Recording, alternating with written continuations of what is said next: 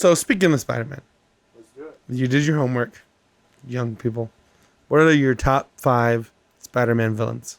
I think I'll go first this time because I'm not as in depth as you. My Spider-Man villains are really going to be backwards, right? We're going backwards. All right. Well, number 1 is the best.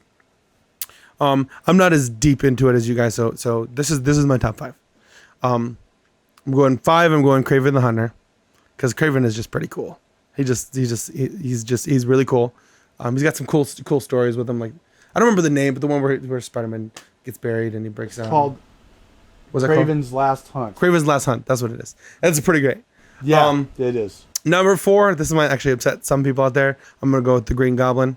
I just never really got it. I understand he's got to be in there because of the legacy of some of the big stories, and I understand he's kind of like, you're gonna hate this comparison, because you're a DC. He's kind of like the Joker to Spider-Man's Batman. I would agree with that. But I just never really, I'm not a huge fan of that character. I don't really find him super crazily interesting. I never really read a lot of massively interesting stories about him. He's there because he's earned it over just the history. But that for me, that's why he's at 4. 3, it's got to be Venom. Venom is pretty awesome. It's got to be Venom. And the only reason Venom is at 3 is because 2 is Carnage. Because Carnage is crazy, and because of the stuff they did recently, and the stuff they've done with Absolute Carnage, where Carnage has just like lost his mind and like was just going insane all over the entire universe. He was this massive like it was this worldwide event. They've done some really cool stuff with Carnage. This is almost all very superficial. Y'all are looking at me like very intensely right now. Listen, just tell me. Number 1, it's gonna be Dr. Octopus, and you know why? You know why, Drake? You know why? Because of Superior Spider-Man. Dr. Octopus basically kills Peter Parker. He swaps, I don't know if you read Superior Spider-Man. He swaps brains. Dr. Octopus is dying. Octavius is dying. And he swaps minds with Peter Parker. He tricks him and swaps his mind. And goes in his body. Peter Parker goes into his dead body and basically dies. So, and then they fix it. He doesn't die. But he assumes he's dead. He starts to die and then ends up sharing the body with Otto, right. But Otto doesn't realize that for a while and assumes he's dead. And then Otto Octavius goes and lives as Peter Parker for an entire series as Spider-Man. He is the most awesome. He's just like this standoffish jerk. He actually starts to become a hero, but he's a standoffish jerk Spider-Man who's just like, I'm better than you. And Spider-Man, this is the best part.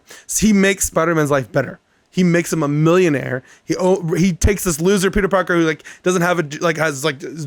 barely making ends meet, and he builds Parker Industries. And when Peter Parker comes back, he is pissed because Doc Ock has lived a better life and better Spider-Man than he did.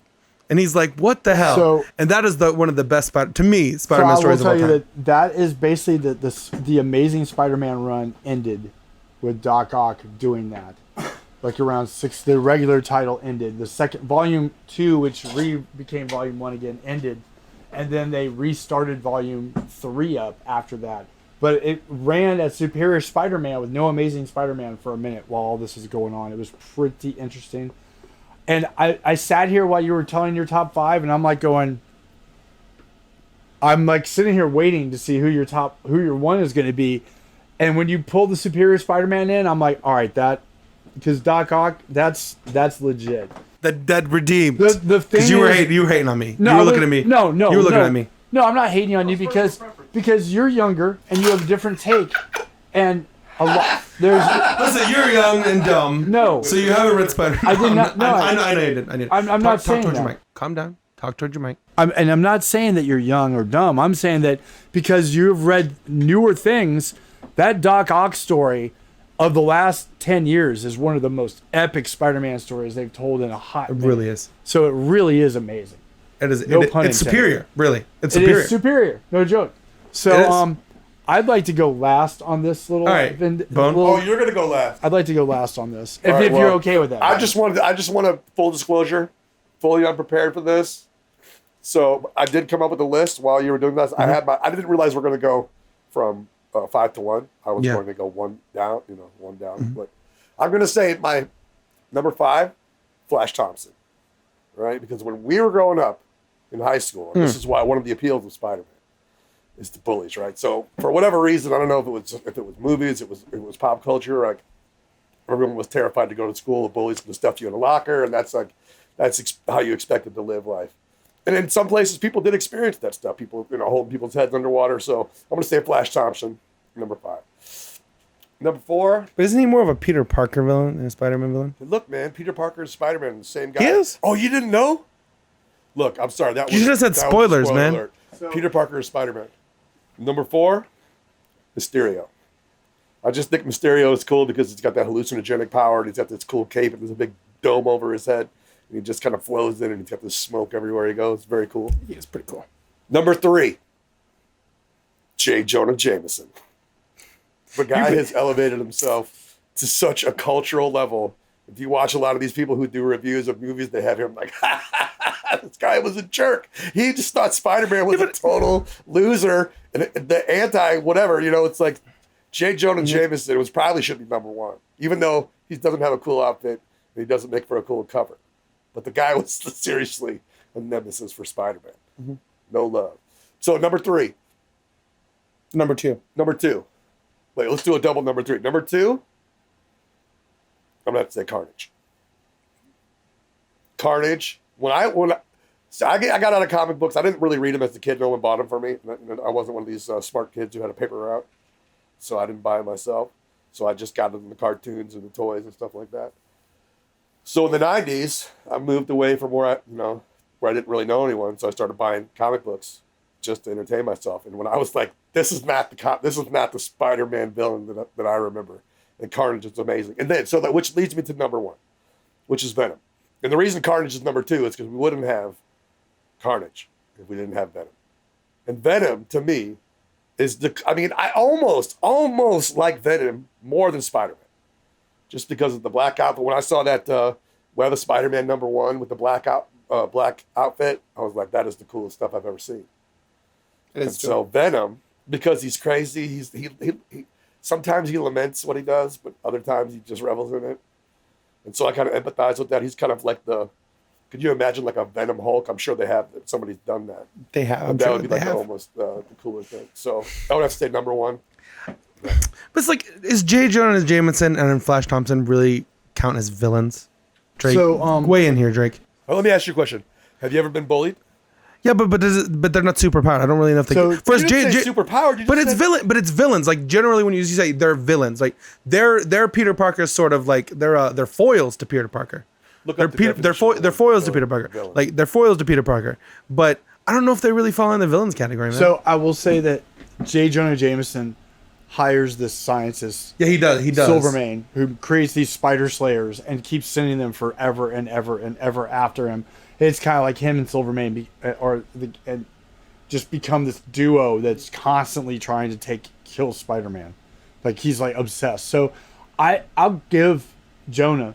The thing with Thompson, I would almost say that Thompson's one of those early on.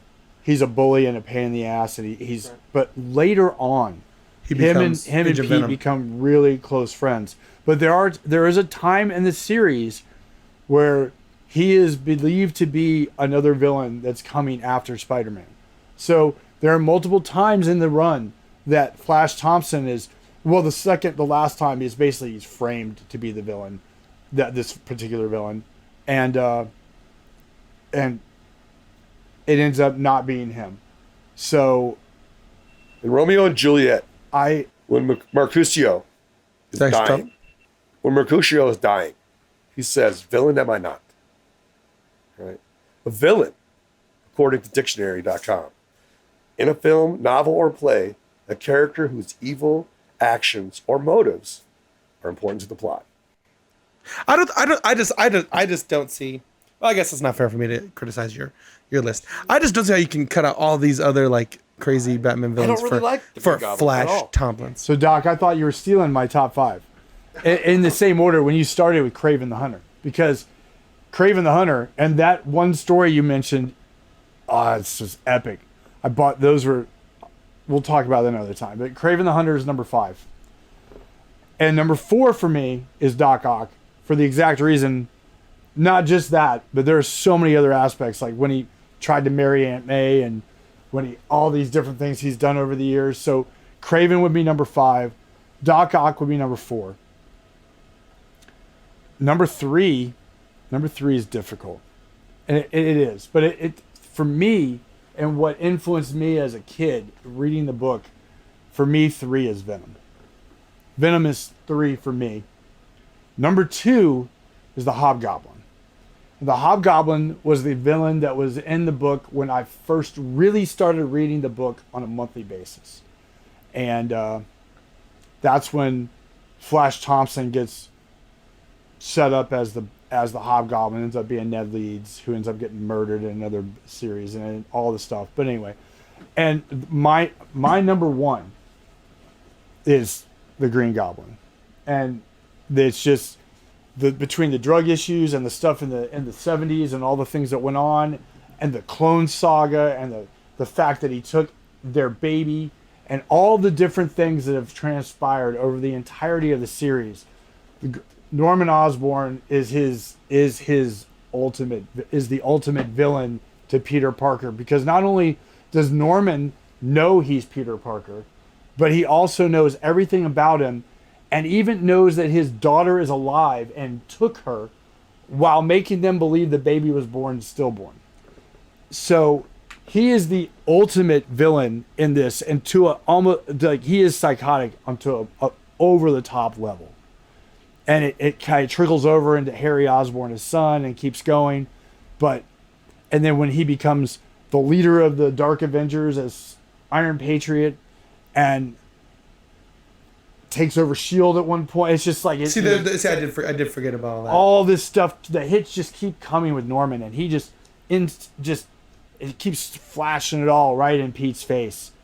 And it's just, for me, he's the number 1 villain. Man, all right, that was interesting. A little surprising. I knew you would say the Hobgoblin. I did know you would say the Hobgoblin. I thought about the Hobgoblin, but I never really came across the Hobgoblin, and he hasn't really lasted as well. So the Hobgoblin was one of those books that was one of there were 3 books that I got when I was really young. One was a cover with Will-o'-the-Wisp and a Spider Slayer on the cover. One was a Scorpion issue, and the other one was the second appearance of the Hobgoblin. And those 3 books were what really drove me in comics. And then I started reading, and I was reading monthly, going into the spinner racks and buying books. And I found a comic shop, and I'm buying the Hobgoblin issues as they're coming out, reading, because the big thing was, who's the Hobgoblin? And he was breaking into all of Norman's old hideouts and taking the Green Goblin stuff and twisting it over to Hobgoblin colors. And you're learning, he's reading the journals, and you're like, oh, he's going to find out that Peter Parker's Spider-Man and all this stuff's going to go on. And it just was building this cool story, and it culminated. And right after it dropped, right after they got to the end of that, is about the time where Peter Parker asked Mary Jane to marry him. And then literally 7 months later, Eddie Brock, Venom, kidnaps Mary Jane. It just rolls right on through. So it's like Green Goblin, Hobgoblin, boom, Venom, all like just this easy rolling storyline that just, there's those 3, the Hobgoblin and Green Goblin were just this constant villain.